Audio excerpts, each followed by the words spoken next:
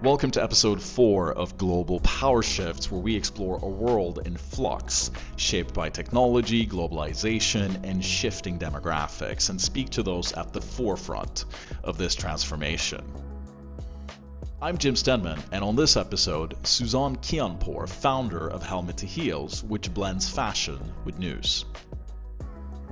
She's a foreign policy reporter, former BBC correspondent, and now living through Washington's sharp rightward turn under Trump 2.0.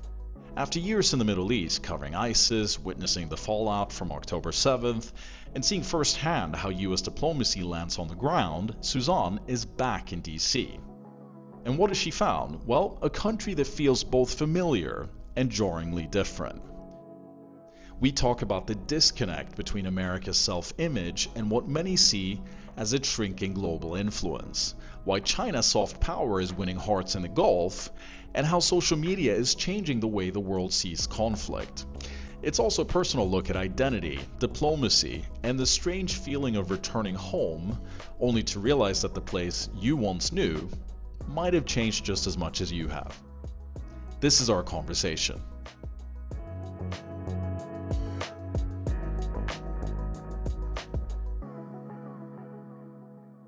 You've moved back now to the US after a couple of years here in the Middle East. I think I met you about 2 years ago. You've reported abroad, you've reported in Washington, you've covered politics all over the world. Has anything surprised you about coming back to the US at this particular moment in time under Trump 2.0? I have been joking that I feel like I'm getting a bit of reverse culture shock. We have returned to a Washington, D.C. that is run by Donald Trump again, which is not my first rodeo. I covered his presidency the first time around. But when I moved out of Washington, it was 2022. President Biden was in the White House at the time.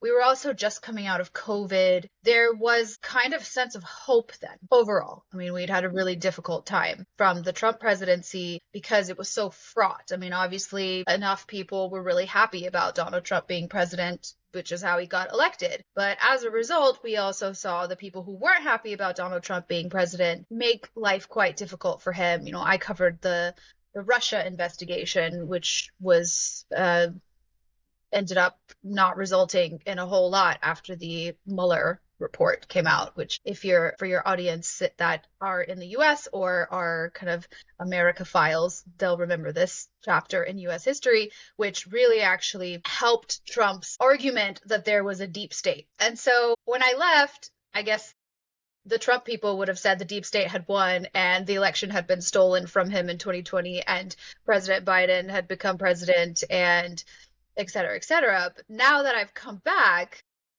Donald Trump is president. He's had 4 years to think about all the ways he's going to exact revenge.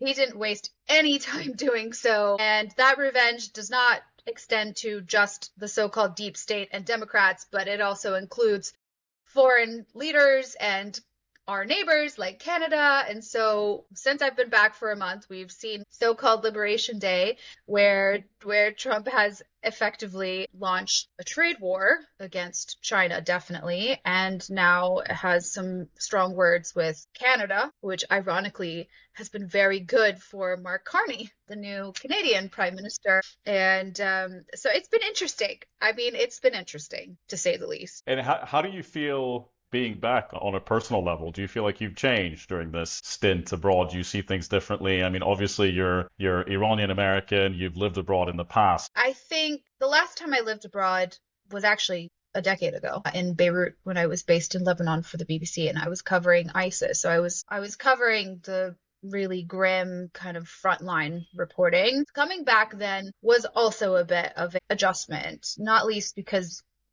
I was living on the receiving end of US foreign policy, and I then returned and was sitting down with people who were making decisions about said foreign policy that I was living, and realizing that the people who were making these decisions did not understand the places that they were making policy about, which that really shaped the rest of my career. I think this time around, it almost feels the other way. Like, I think before I was living on the receiving end of US power. Now I'm coming back and I'm finding that the US, like America's place in the world, is not as clear as it was when I lived abroad a decade ago. And I felt that increasingly living in Dubai and hearing things like, people that I were speaking to in Dubai saying, I trust China more than the US, which as an American is really shocking because for us, it's drilled into us that China can't be trusted. China steals our IP. China is spying on everyone. China is sterilizing Uyghur Muslims in the Xinjiang region, which is true. But like that, all of that is not a narrative that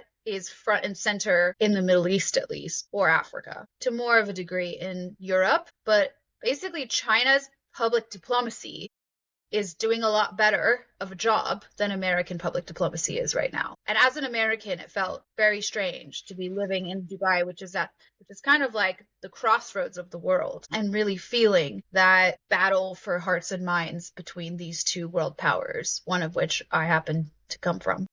It's interesting when I look back on the very first episode that I did of this podcast. We've been on a little bit of a break, but we were previewing the Trump administration and especially his plans for achieving peace in Ukraine, perhaps even in Gaza overnight. We're 3 months in. It feels like it's been 3 years already. I'd say things have moved so quickly, but he's woken up to the reality that international diplomacy is not as easy as he anticipated that it would be. Do you think that he's going to be able to bring an end to the situation in Gaza and Ukraine? Is he making the right sort of progress at the moment? As for Ukraine, Putin is not serious about peace. And even Trump realized that, right, when he met Zelensky at the Pope's funeral. Yes, that very powerful image. And the issue with bringing these dictators in from the cold, this same thing happened with North Korea, Kim Jong-un, is that turning these pariahs and bringing these pariahs and bringing them back in from the cold and giving them a seat at the global table, which is basically what's happening when you're sitting down with the US president, that legitimizes them and emboldens them. And what is the incentive for them to concede when they've managed to survive all this time? And so Trump is impatient. In fact, I think this is an issue in US foreign policy in general, is that a lot of these other more ancient civilizations they play the long game and Americans don't. And, I think the Iranians, the Chinese, these two especially, are a difficult match for somebody like Trump, who prides himself as being the ultimate deal maker with, the so-called art of the deal. And,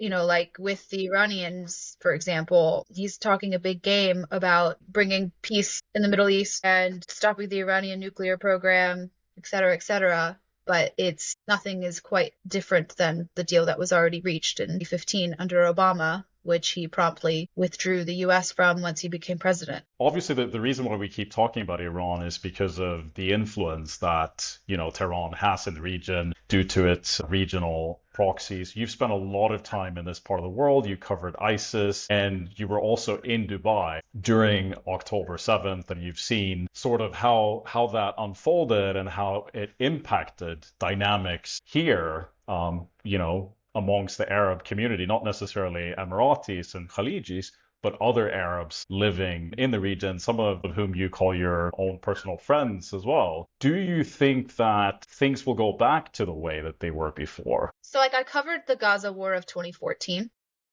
Obviously, that was way shorter. This time around, social media has just amplified. Like we watched a war live on social media in a way that we'd never seen before.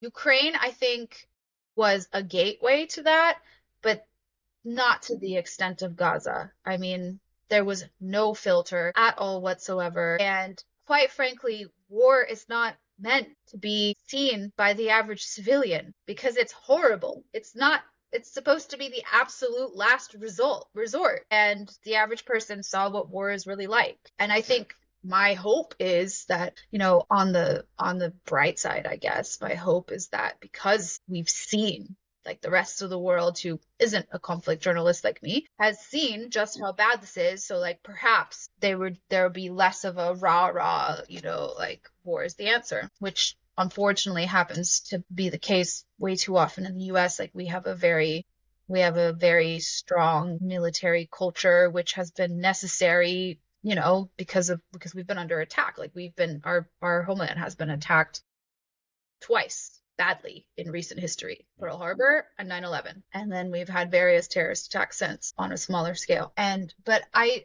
also think, I don't think that we can ever really go back to life before October 7th. And I think this has been really bad for America's place in the world. I think the US was seen as, I was following the journey of a young man living in Gaza, Ahmed. He's in his mid-20s, also hates Israel, obviously. They're bombing him and his family. He's lost family members. But he said that he really wanted to go to America. He always wanted to go to America. He always believed in America. He loved America. But now he's increasingly not feeling that way anymore. And the reason why he's not feeling that way anymore is because of these AI videos of Trump towers in Gaza and just really cringe, out of touch behavior. But the issue, quite frankly, is that there is this belief that from people within the Trump circle is that Islam is not compatible with Christianity and that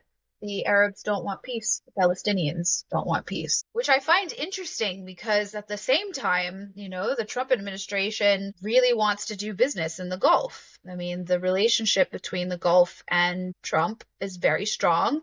He's now allegedly changing the name of the body of water, the Gulf, from the Persian Gulf to the Arabian Gulf, which is the one thing that unites Iranians, whether they're pro-regime or anti-regime, is that this is the Persian Gulf. And this is something that has been a point of contention for some time in the region. And now, if he formally changes this, recognizes the Gulf as the Arabian Gulf, that's a nail in the coffin of American public diplomacy, at least in Iran. And these people that you're referring to, you talked about Christianity or Islam not being compatible with peace, I think. Are they members of his cabinet? These are people who are close to him. So these are I'm speaking to people who are advisors to him and have worked on the campaign. But it's specifically that Islam is not compatible with Christianity. Christianity. It's not. And what does that mean if Islam is not allegedly compatible with Christianity? How does that impact policy? The idea is that if you make peace with the Palestinians and create a Palestinian state, for example, because all of this, my personal view, which I have said to them, right, is that these people just want their own state. They just want to elect their people and not be occupied by anybody else. And, they just want to, like anybody else in the world, they want their own state. So why is this so difficult?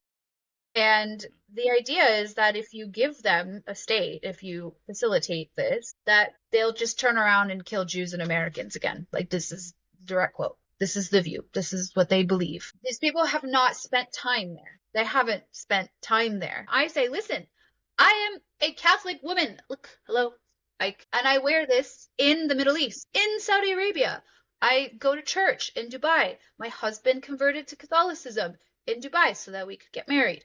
This is just not true. This idea that Islam is not compatible with Christianity is not true. It's just not true. And they don't know that because one, they haven't lived there, but two, they haven't even spent enough time there to really understand that. You talked about the sort of activism that's been taking place in real life, mostly on social media, especially in this part of the world, because freedom of expression doesn't typically exist the way that it does in the West. As an American, and I guess as a journalist as well, has it surprised you the way that this has spilled over in the US? I'm especially thinking about all these protests on campuses with students of Palestinian or Arab origin clashing with Jewish students. Look, I think that it's gone to an extreme. The same way I'm speaking to members of Trump's inner circle who say things like this based out of, frankly, just not having a full picture of what they're talking about. It's the same for the people who are waving Hezbollah flags and Hamas flags on Columbia campuses, an Ivy League campus that costs a ton of money. I mean, this comes from a position of privilege. Like if you really mean what you're preaching and saying, then go to Gaza and volunteer. Because you can. You can. Go to Gaza and volunteer. Like protesting and attacking Jewish students, most of whom are against how Netanyahu has dealt with this, is not the answer. And I think like we've almost come to this point where exercising empathy with Jewish people and the anti-Semitism that they face is like somehow canceling out the experience of Palestinians in Gaza, when like these two are not mutually exclusive. I think one thing that's been quite shocking for me is this inability by some people, I'm not saying that it's the majority, but even people in my own circle, to separate between the Israeli government and Jewish people in general. And I'm not even talking about Israelis specifically, but Jewish people in the West. And that's quite dangerous. I mean, listen, I have not read the Quran, but when these conversations have come up among my friends in Dubai, they end up bringing up stuff from way back, about the promised land and about like how the Quran says that, the Jews or the Zionists, or I mean, I don't know, right? Because I haven't read it. This is what they're saying. It's like they basically say, well, the Jews and the Zionists will be defeated, and that this is just a forever war until the end of time. And when you hear that, you can kind of understand how then, from the American policy perspective, they then interpret that as like Islam is not compatible with Christianity, because Christianity also means Jews, right? I mean, this is the First Testament, and, so no, there isn't an ability seemingly to really separate these two. And there is genuinely this belief that, like, it's all a cabal and Jews run the world. And I mean, we're talking generations of propaganda that, the word propaganda can be seen as a negative word, but frankly, it's just basically indoctrination, whether that's positive or negative. And just to be clear, I think the people that you're referring to in Dubai, they're Arabs of non-Gulf origin, right? They're from other parts of the Middle East. No, they're Gulf origin. They're Gulf origin specifically. Yeah, I mean, some are Gulf, some are other parts of the Middle East. I mean, honestly, in my experience, which I found really ironic, is that the people who seemed to be the most open-minded and like seemingly like most able to reconcile an Israeli state was the actual Palestinians. Why Like, do you think that is?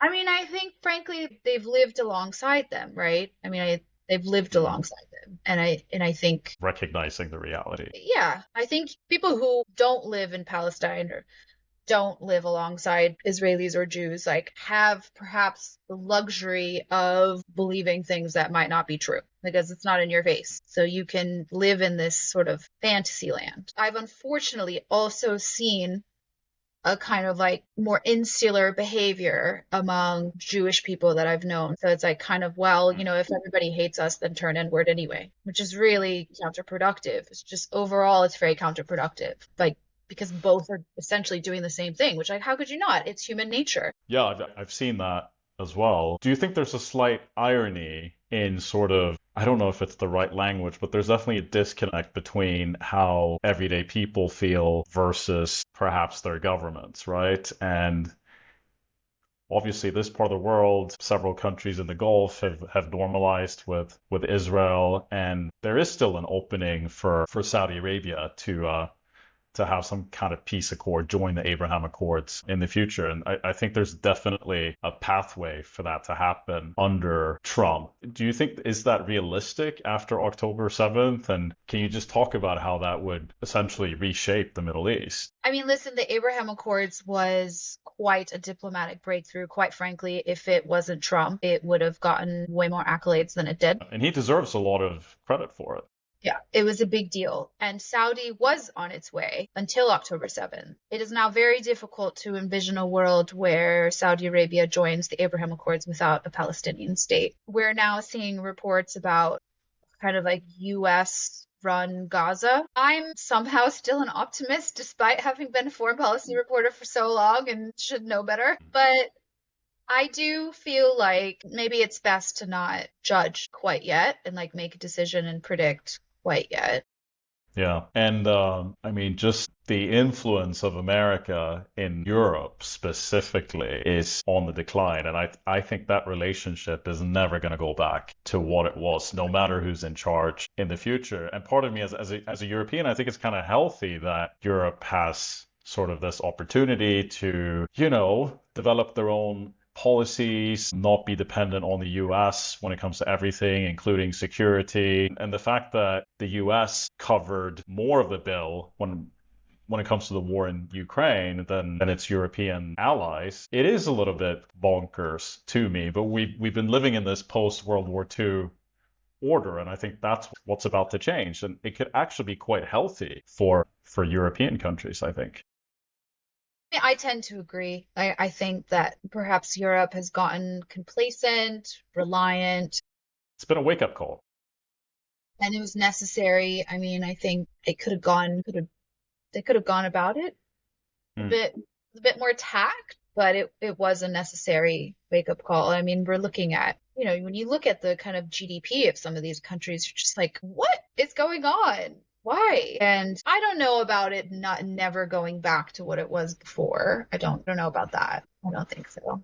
I think it I think the relationship is going through a rough patch, but I think it will recover because I think Hmm. it's a matter of mutual values. Now, what concerns me is that our value system is not as clear. One of the things I think about is like, what does the world look like in the absence of American leadership? I think we as Americans would say choose us because, frankly, of our value system and operating from a moral compass, human rights being one of them, and just doing the right thing.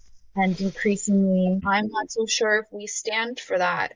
I'm not sure if that's what's synonymous with our brand. And like, as someone who teaches public diplomacy at university and has looked at the kind of history of how we've shown up in the world, I feel really concerned that we're not continuing that legacy. And the American dream is the most powerful brand there is out there. And I increasingly see that evoked in places like Dubai. And, we hear people say the American dream is dead. It's all about the Dubai dream now, which in a lot of ways I see those similarities, but still, I mean, it's not there yet. But I see the direction it's going, and I see how, the American dream could be in decline, and it doesn't have to be. Could be in decline or is incline. And does the American dream mean a lot more to you than your average American because you're of immigrant background? I It's think there's obviously what attracts people to come to America. I mean, yes, yes, definitely. I mean, I was raised by somebody who was a beneficiary of the American dream, right? Listen, at the end of the day, still nowhere in the world comes even close to matching the efficiency and the opportunities in the US. Not even Mhm. close, still. Like, if you can make it to New York, then nowhere else compares. Even though things are not great right now and haven't been their best, you're more likely to make it here, to make that dream of yours come true in a massively successful way here than anywhere else in the world for a number of reasons. And a lot of it has to do with just drive, community, ambition, infrastructure, support, talent. I think it's quite interesting in the sense that, and I feel like we don't talk enough about this, a lot of European economies are in decline because the population trend is negative. But in the US, you've always had this ability to attract immigrants that move to the country and that become American and that contribute to the GDP. And I mean, look at Silicon Valley. There's a lot of people of South Asian origin that have gone on to do incredibly well. And that's a major asset, I think, when it comes to the US, ability to actually integrate people into the system and they become American in a way that maybe isn't really possible in Europe. Yeah, well, exactly. I mean, I think you see when you come to the US, I think also it's so difficult to get here, right? So then once you get here, you you really want to make it work. And I also think it's like very Americans are very welcoming.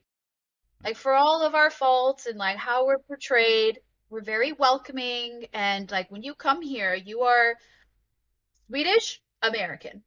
You are Lebanese American. You are Chinese American. You're not, I think in most other countries, you're wherever you come from, that's it. So, like, the assimilation here is real. It is a real, you are part of the community. We are a nation built on immigrants, and we give citizens No, regardless of the rhetoric at the moment, still, of course. because it's in And your DNA, right? yes, As a nation. and I mean, and the thing is, a lot of what the kind of anti-immigration rhetoric comes from is like they want legal immigration. They want legal immigration. Now, the reason why people don't do it legally is because it's an absolute pain. Like that's that's what happens. And also taxes. Like there's reasons why people do this illegally. Doesn't make it okay. We talk a lot about identity and immigration, and obviously like you mentioned before, the situation is a little bit different in the US if you compare it to Europe. It is easier to integrate and to become part of the system. I really worry a lot about the future of Europe because it takes generations typically. Obviously, that depends a little bit on maybe your country of origin, but it can take generations to integrate into the system. And, a lot of economies are in decline. We need immigration. But do you favor expanding your economy, increasing your GDP, perhaps even going against what the electorate wants just to be able to grow your economy? I think that's sort of the friction point that we're seeing. There's been so much immigration in recent years, if not decades, but especially in the last couple of years following the Syrian civil war, that at some point you have to kind of recognize that we're not fully German or we're not fully Swedish in a traditional sense anymore. And maybe the American approach is more honest because you get to be Syrian American, for example. And I worry actually about what the future looks like in Europe because we need to get that right and we have to recognize that not everyone's the same.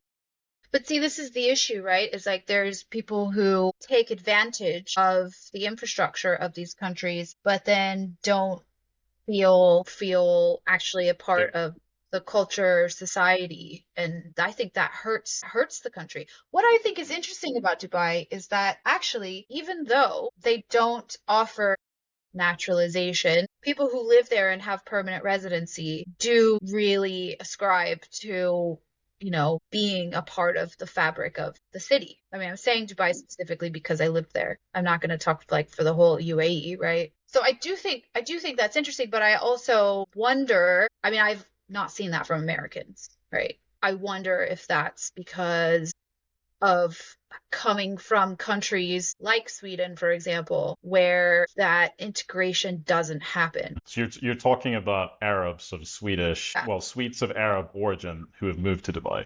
Yeah. Hmm. Yeah. And I do think, I mean, I think Dubai is an interesting place because it is kind of like a homecoming for a lot of those Yeah. people whose family members maybe like escaped war and were refugees in other countries and then now have kind of come home because they've come Mhm. back to the region. I think it's a perfect place for those people because you're back in the Middle East, but you're still in a Western looking place in a lot of ways. And I think that's what attracts people to come here. I think that's why they stay here long term as well. I mean, I think it's an interesting one to kind of think about Mm.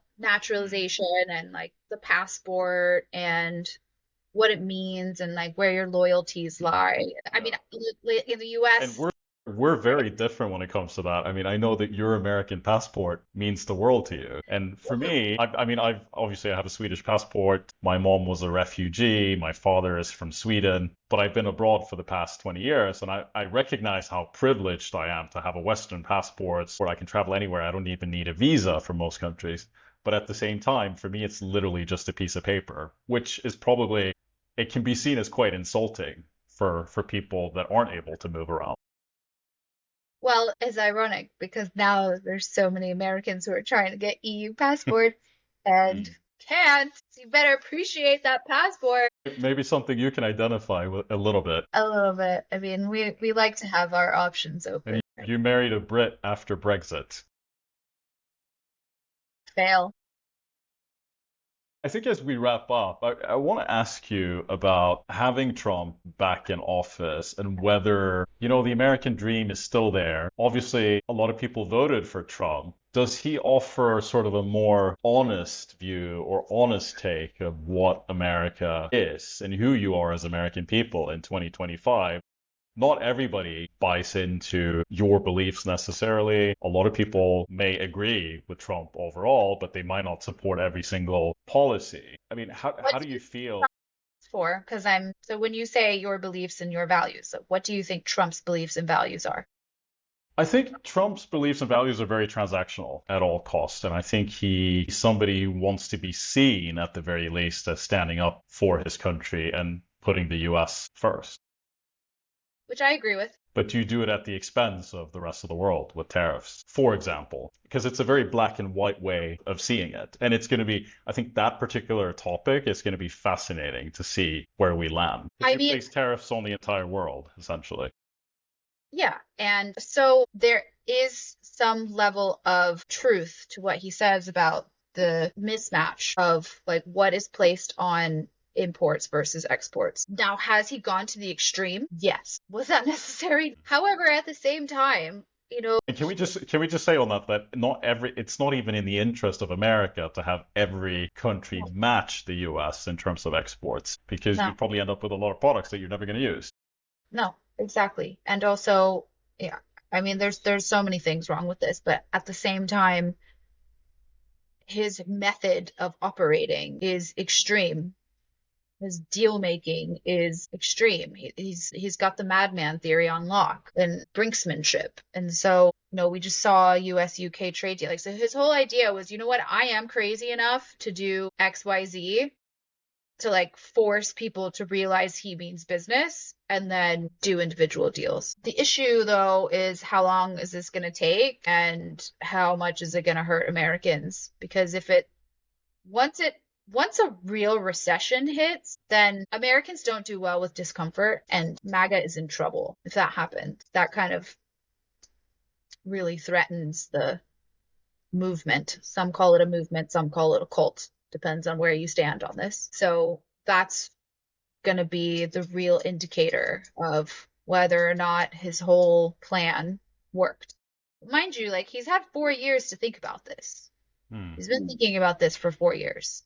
The issue is that the people, they're saying, oh, it's going to hurt and it's going to get worse before it gets better, but like it's necessary and it's going to get better. It's almost like we're going to break it because we're the only ones that can fix it because we broke it type situation. It creates a sort of element of dependency. At the same time, it's very difficult to produce in the US. It's very difficult for small business owners in the US. That, frankly, should change. Shouldn't be the case. How do you do that? I mean, labor is expensive, as it should be. So, I mean, I it's, mean, the cost of an iPhone would probably triple if it was yeah, made in but the then US, right? There's no appetite for that. no, but at the same time, we've got AI, we've got tech for good. I mean, we've got all of these and all this innovation. So like, let's get moving. I mean, there could be positives that come out of this. There should be positives that come out of it, but everyone's kind of screaming because it's easier to scream than work, frankly. Who makes the first move? Is it Trump or she? I saw this hilarious post, which was like they both have their birthdays are very close to each other. And so they're like, "Oh no, they're both Geminis. We're screwed." It's been amazing having you on. I really appreciate your time, and keep us posted on your new adventures back in the US, and we'll have you on again very soon. Thanks for having me.